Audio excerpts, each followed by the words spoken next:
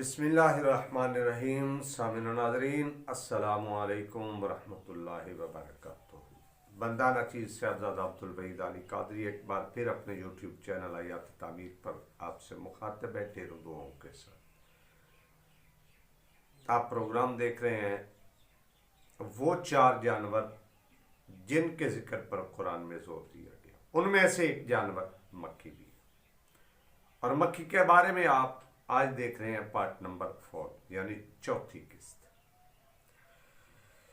मनाकब इमाम शाफिई में लिखा है कि खलीफा मामून रशीद के जिस्म पर मक्खी बैठ गई, बदन के हिस्से पर मक्खी बैठ गई और मामून रशीद के ज़हन में ख्याल आया तो उसने इमाम शाफी रहमतुल्लाह अलैह से सवाल पूछा कि अल्लाह जल्ला जलालहू ने मक्खियों को किस गर्ज से पैदा फरमाया। इमाम साहब ने जवाब दिया कि मलूक को जलील करने के लिए। यह सुनकर मामून रशीद हंस पड़ा और कहने लगा, आपने मेरे बदन पर मक्खी को बैठा हुआ देख लिया था? इमाम साहब ने फरमाया कि जी हां, बिल्कुल दुरुस्त कहा आपने। जब आपने मुझसे सवाल किया था उस वक्त मेरे पास आपके सवाल का कोई जवाब नहीं था, लेकिन जब मैंने देखा मक्खी आपके बदन पर बैठ गई है जहां किसी की पहुंच भी नहीं है, हाय हाय, तो अल्लाह पाक ने जल्ला जलालहू ने मुझ पर आपके सवाल का जवाब मुनकशिफ फरमा दिया। खलीफा मामून रशीद ये सुनकर हंस पड़ा और कहा, आपने खूब फरमाया है। मक्खी का शरई हुक्म जो है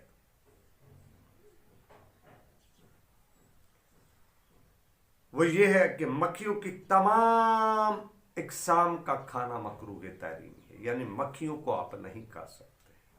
इसका खाना यूं समझे कि हराम है, मकरूह तहरीमी। अगर मक्खी सालन या किसी और चीज में गिर जाए तो चाहिए कि उसको डबो कर निकाल दिया जाए, क्योंकि उसके दाहिने बाजू में शिफा और बाएं बाजू में बीमारी है और यह डूबते वक्त अपने दाहिने बाजू को ऊपर और बाएं बाजू को नीचे कर लेती है, यानी बीमारी वाले बाजू को डबोती है। नबी करीम रऊफुर रहीम सल्लल्लाहु अलैहि वसल्लम ने इरशाद फरमाया, जब तुम में से किसी के बर्तन में मक्खी गिर जाए तो उसको डबो दो, इसलिए कि उसके एक बाजू में बीमारी है और दूसरे में शिफा है, और यह बीमारी वाले बाजू को पहले डबोती है। सामीन नाज़रीन, यह था मेरे आकाए नामदार मदनी ताजदार सल्लल्लाहु अलैहि वसल्लम का फरमान आलीशान। आगे आप इस बात पर गौर कीजिएगा कि खताबी कहते हैं कि बाद नादानों ने इस हदीस पर कलाम करते हुए एतराज किया कि मक्खी के बाजुओं में बीमारी और शिफा कैसे हो सकती है, और मक्खी को किस तरह इसका पता चलता है कि बीमारी वाले बाजू को मुकद्दम और शिफा वाले बाजू को मुअख्खर करती है। मुनासिब बल्कि सही बात यह है कि एक जानवर के दो जुज़ों में बीमारी और शिफा होने का इनकार ना करना चाहिए और गौर करना चाहिए कि जिस अल्लाह जल्ला जलालहू ने शहद की मक्खी को इस बात का मशवरा दिया कि वो एक अजीबो गरीब घर बनाए और उसमें शहद जमा करे, और जिस जात ने चींटी को इस बात का शऊर दिया कि अपनी रोजी हासिल करे और जरूरत के वक्त उसको जमा करे, उसी जात वहदहू ला शरीक ने मक्खी को पैदा किया और उसको इस बात का शऊर दिया कि वो एक बाजू को मुकद्दम करे और दूसरे को मुअख्खर करे। सामीन और नाज़रीन, ये थी आज की गुफ्तगू और मज़ीद आगे चलते हैं। बसा औकात मक्खी गर्म या महकदार चीज़ में गिर जाती है जिससे खलासी का मौत के अलावा कोई तरीका नहीं। अहले अरब ये मिसल बोलते हैं जिसका मतलब व मफहूम यानी मक्खी से ज्यादा बगैर बुलाए खाने पर जाने वाला,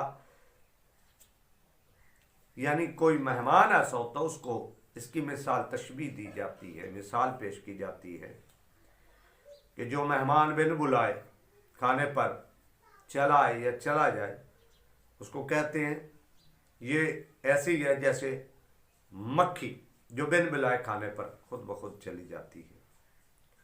और एक शेर भी है इसके मुताल्लिक जिसका मफहूम बनता है, खाने और पीने की चीज़ों पर मक्खियों से ज़्यादा बिन बुलाया मेहमान बनकर जाने वाला, अगर बादलों में भी रोटियां देख ले तो बिला हिजाब उड़कर वहां भी पहुंच जाए। अबू उबैदा कहते हैं कि कूफा में एक शख्स तुफैल बिन दलाल नाम का था और ये अब्दुल्ला बिन गतफान के खानदान से था। जहां कहीं वलीमा वगैरह होता वहां बिन बुलाए पहुंच जाता था, इसीलिए लोग इसको अतफल आर शादियों का तुफैली कहते थे। चुनाचे उसी वक्त से उसका नाम ज़रबुल मिसल बन गया, यानी उसका नाम मशहूर हो गया। बात को तवील नहीं देना चाहते, आखिर में जो बात मैं आपकी गोश गुजार करना चाहता हूं, मक्खी हर वक्त मुतहर्रक रहती है, कभी यहां कभी वहां, कभी बिस्तर पर तो कभी दीवार पर तो कभी बर्तन पर तो कभी खाने पर मंडलाती है, तो कभी इंसान के हाथ पर तो कभी रुखसार पर। जब इंसान के जिस्म पर बैठती है और हरकत करती है तो अजीब सी सुरसुराहट होती है, यानी बेदार रहती है और बेदार करती है। कहती है इंसान मैं एक हकीर मक्खी हूं और अपने काम में हर वक्त बेदार रहती हूं, तू तो हजरत इंसान है, तेरा बेदार होना तो ज्यादा अहम है। आखिर में किसी मर्दे दरवेश का शेर पेश करके इजाजत चाहूंगा इन अल्फाज के साथ, जागना है तो जाग ले अफलाक के साया तले, हश्र तक सोता रहेगा खाक के साया तले। अपने आप को इबादत खुदा के लिए मुतहर्रिक रखो, कायनात की हर चीज पे जब गौर करेंगे तो उस खुदा जल्ल जलालहू के सिफाती जलवे नजर आएंगे, तो हम और भी ज्यादा अल्लाह जल्ला जलालहू के शुक्रगुजार बंदे बन जाएंगे। इन अल्फाज के साथ बंदा नचीज को इजाज़त दीजिए। ये थी मक्खी के बारे में गुफ्तगू जो आज तक आपने मुलाजा फरमाई, ये थी आखिरी किस्त। इंशाअल्लाह आगे किसी और वीडियो के साथ आपसे मिलेंगे, तब तक बंदा नचीज को इजाज़त दे। अपनी दुआओं में याद रखें। अस्सलामु अलैकुम व रहमतुल्लाहि व बरकातहू।